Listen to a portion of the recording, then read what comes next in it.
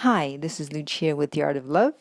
This week I would like to talk about what you can learn from Matthew McConaughey's wife, whose name is Camila Elvis.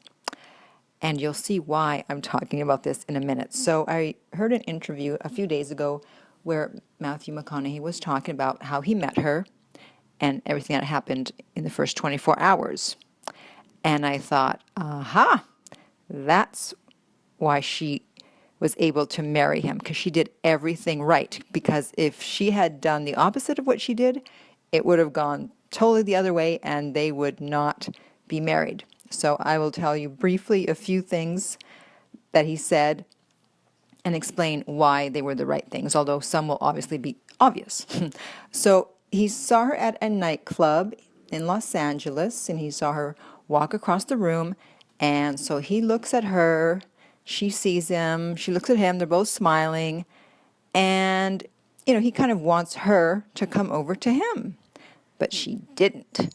And then a friend of his that was with him said, get up and go over there and talk to her. That's not the kind of woman you have come across the room to you. And so he did go over there and was able to bring her back to the table. So that was the first thing she did right. Because most women, if Matthew McConaughey was looking at them and he was single, they would sashay on over as soon as possible. But not her. She's like, no.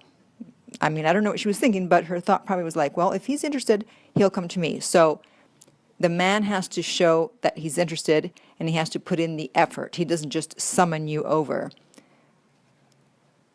Afterwards, she did go back to his place, but there were a lot of his friends there with them. So it's not just the two of them together.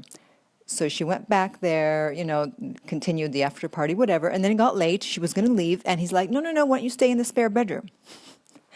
So she said, okay, but he was not going to be sleeping in there with her.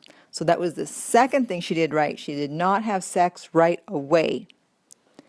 It would have been too easy, right? Because you're like, oh my God, it's Matthew McConaughey. But no, she didn't. And he actually said that he did go down to the bedroom a couple of times during the night, but her response was always no. Then the next morning, the thing that she did right was she was up, and by the time he came downstairs, she was holding court with all of his friends and the housekeeper. They were all sitting around talking and laughing. He's like, wow, that's fantastic. She fits in with everybody. They all seem like they've known each other for ages, even though they just met her. And he loved that because it was like she was a comfortable with herself and a confident woman, as opposed to sitting there thinking, it's like, when is he going to come down and who are these people? And, I'm wearing my dress from last night. A woman, often that's what she would do, but not Camila. She did the right thing and made friends with everybody. And guys love it when you're able to be friends with their friends and you fit right in. It's an easy transition. And then finally, he said that when he drove her home, it took about 45 minutes, and he had, I think, produced an album or did something with music, I don't remember, and he asked if she wanted to hear it.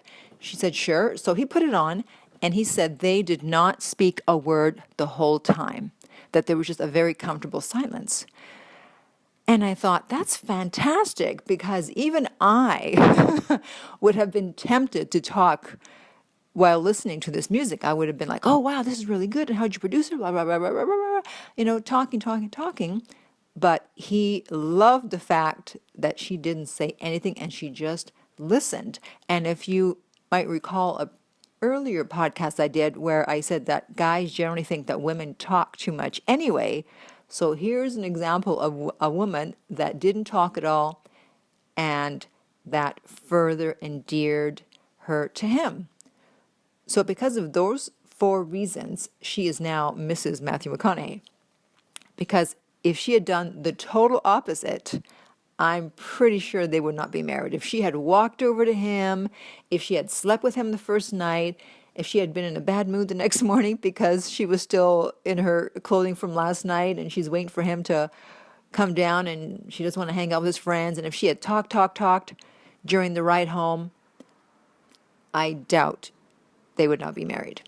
So, if you have any questions or comments about this, or if you are interested in private coaching, you can reach me at my website, theartoflove.net. If you're listening to this on iTunes, I would really appreciate if you would rate and review the podcast. And remember, until next time, that love inspires, empowers, uplifts, and enlightens.